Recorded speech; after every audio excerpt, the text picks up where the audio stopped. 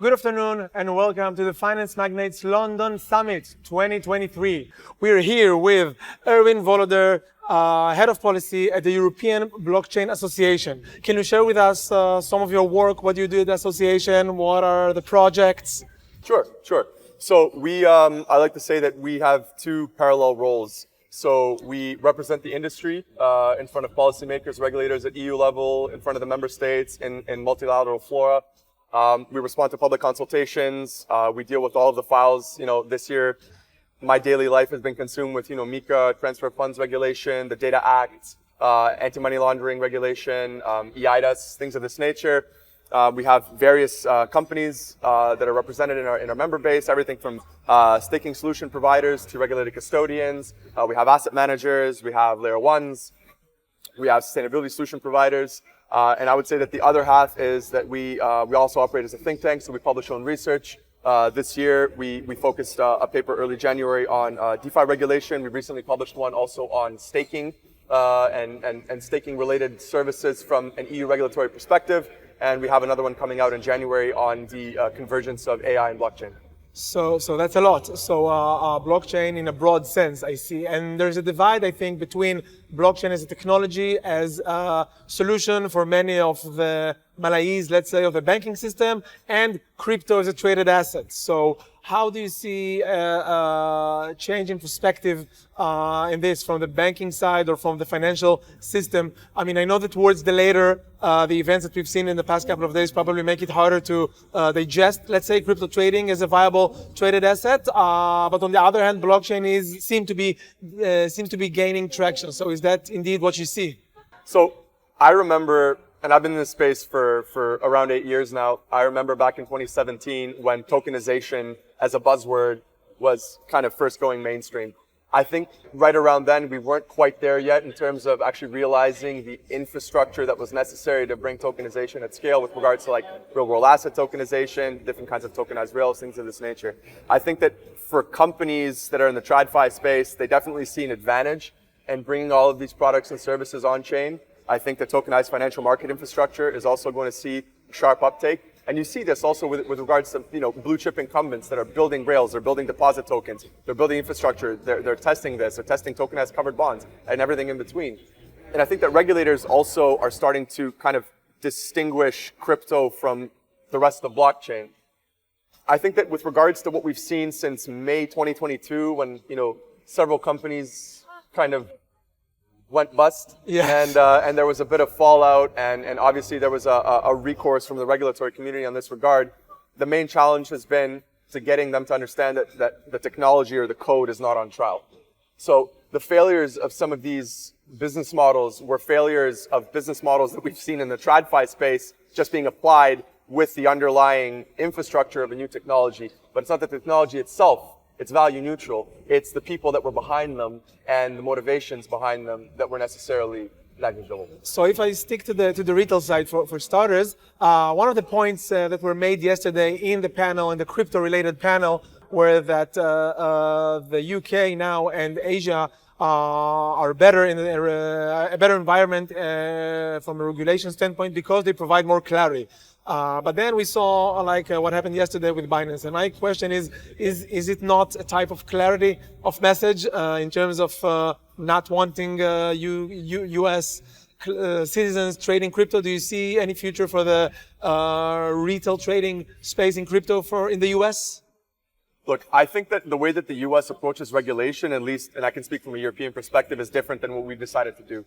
So policymakers in Europe, with the markets and crypto assets regulation, there's clear rules around, admission and trading of crypto assets and other tokens onto exchanges, clear rules around crypto asset custody, clear rules around market abuse, around white papers, and clear rules around stablecoin providers broadly between like asset reference tokens and e-money tokens. I think for the United States, there's also this potential tug of war between the SEC and the CFTC with regards to what kind of assets are going to be traded and the downstream consequences of those assets. So if the SEC is saying all these things are securities and the CFTC is saying all these things are commodities, well, those are going to have completely different regulatory treatment.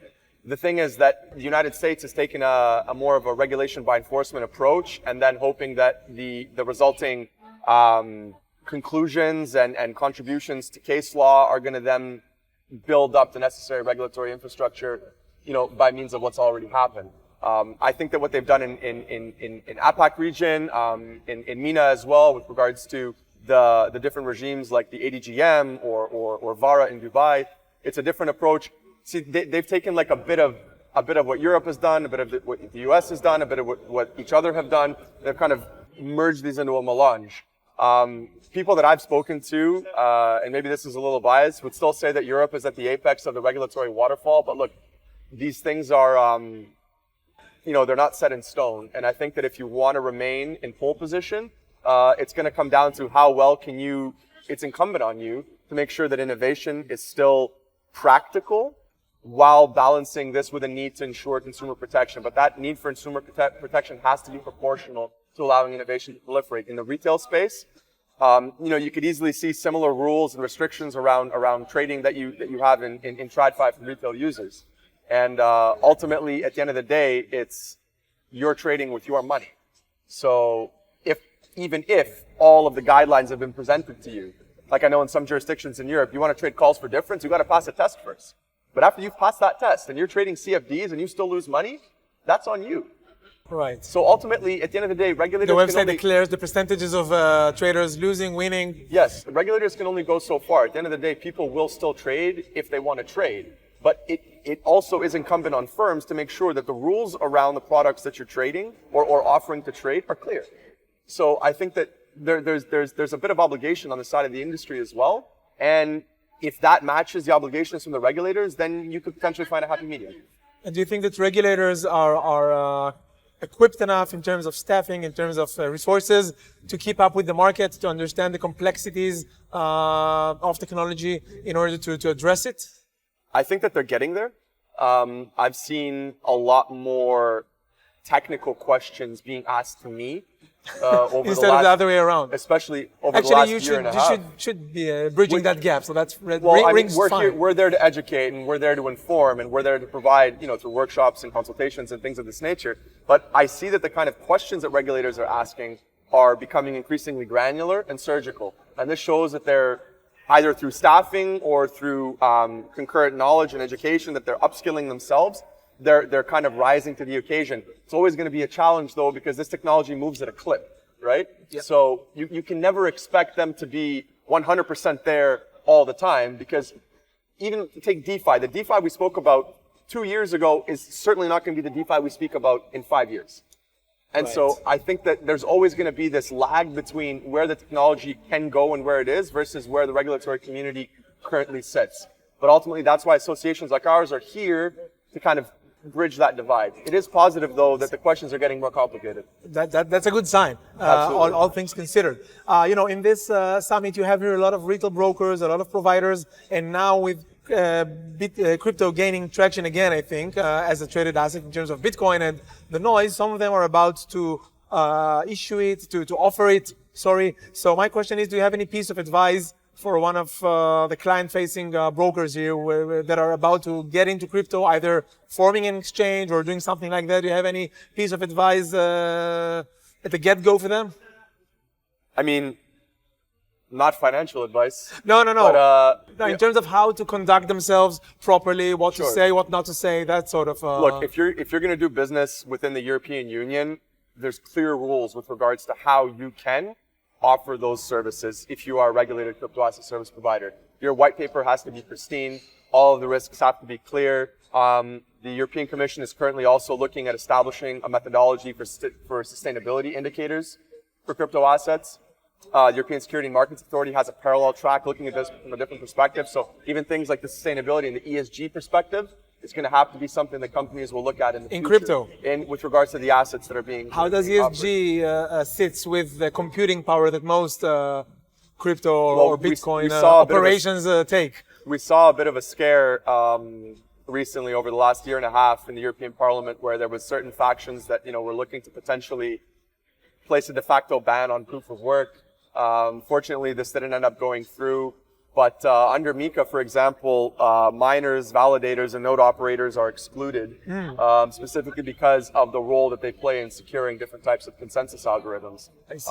Ultimately, these are very multifaceted questions that go down to almost as far as, well, how much energy does it take to run a node on Raspberry Pi on Cosmos, or something like that. Right? That's where the surgical stuff This becomes is where the surgical important. stuff, exactly, and this is where the need for those sustainability indicators is going to be broad and deep at the same time.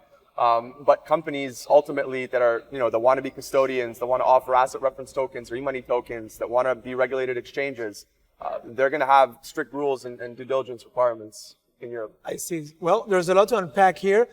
This is your second time at the summit, if I'm not mistaken. This is my first time at the summit. Okay, Yes. even better. So what do you make of it so far? You know what? I think it's very vibrant, very lively. There's a lot going on. I see people are, connecting in different ways, having calls outside, having calls inside.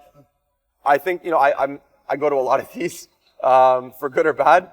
So, I like to see that the community comes together. And for me, it's interesting because this is more so a TradFi conference. It has a crypto track, but it's more so a TradFi fintech conference, right? So to see also how, our industry, the digital asset space is received within like the broader fintech ecosystem is interesting. Right. It's a warm receive. Yes. Thank you very much. Please. Pleasure.